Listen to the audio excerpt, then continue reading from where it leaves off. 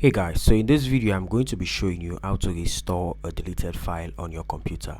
So let's say you mistakenly delete a file or a certain folder on your computer and you want to restore it again. All you need to do, go to your recycle bin, and when you go to your recycle bin you will see all of the files that you've recently deleted. Mind you, at any time you deleted a file on your computer, it usually goes to the recycle bin for like 30 days before permanently deleted from your PC. So for instance, if I click on this, right click on this, and I delete this file, it will be on the recycle bin for like 30 days until it gets permanently deleted. So at any time you delete a certain file and you want to restore it again, all you need to do, just go to your recycle bin and you will see the file that you've just deleted. And to restore this file, all you need to do, just right click on the file and click on restore, and this file will be restored back to your PC. So this is a simple way at which you can be able to restore a certain file or a folder on your computer.